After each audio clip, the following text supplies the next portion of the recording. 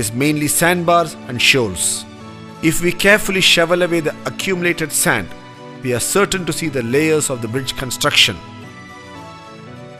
In the bottom layer, the wood used by the Vanara for the foundation would certainly be there.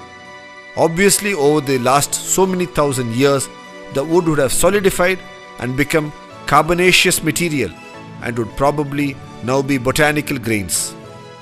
The text then speaks of the Vanara holding ropes on both sides of the bridge being constructed and the wood and the stones being piled between them.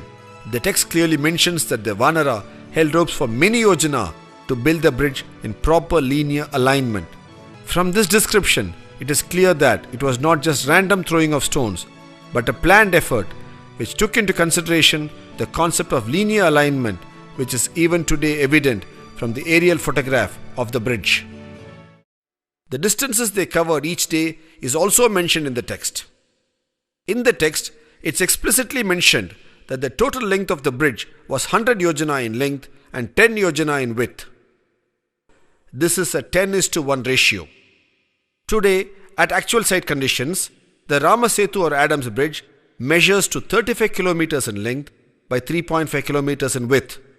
This is also a 10:1 ratio. After the victorious battle with Ravana, while returning with Sita to Ayodhya in the Pushpak Vimana, they fly over this bridge. Rama then points this bridge to Sita and states as to how difficult it was for them to construct and how it was only Nala, the engineer par excellence, who could execute it, and Rama calls it Nala Setu. When did this Nala Setu come to be called Adams Bridge?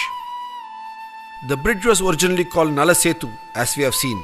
Later the people, out of their admiration and veneration for Rama, started calling it Rama Setu, and later it also got the name Setu Bandha, that which joins two lands. This has been a walking bridge for many millennia. During the course of its early usage, one of the early Islamic religious leaders of Sri Lanka walked over this bridge and reached Lanka to do penance there. Since he was the early Islamic man, he was called Adam by the Sri Lankan Muslims. When the Europeans came to this part of the world, they could easily correlate to the name Adam, and they started calling it Adams Bridge in their records, and the name stayed. In the last few decades, man-made satellites have been regularly orbiting the Earth and photographing various parts of the Earth.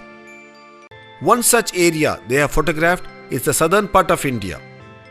In this set of photographs, the bridge is also visible. It can be distinctly seen as a shallow underwater causeway connecting the two lands. These photographs do suggestively indicate it to be man-made due to its unique curvature. The opinion of many is that this could be the man-made bridge as detailed in the Ramayana text. Over the last few minutes, we have seen with a certain clarity and a detailed understanding how this bridge is a civil engineering marvel as explained in the text. A man-made accretion over a natural seerage. Today, on an average, this causeway is about 2 meters below water. When this bridge was built, it must have been at least about 1 meter above the then water level. That is, when the bridge was built, the sea must have been 3 meters or 9 feet below the present day sea level.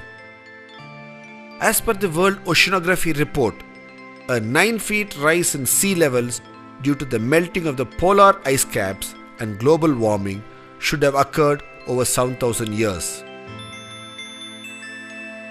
This helps us to date the bridge construction to about 7,000 years ago or 5000 BCE using oceanography as a dating tool. Today, we need to rightfully promulgate an order under the Archaeological Survey of India Act, Clause 4, to call this a Heritage Monument of India.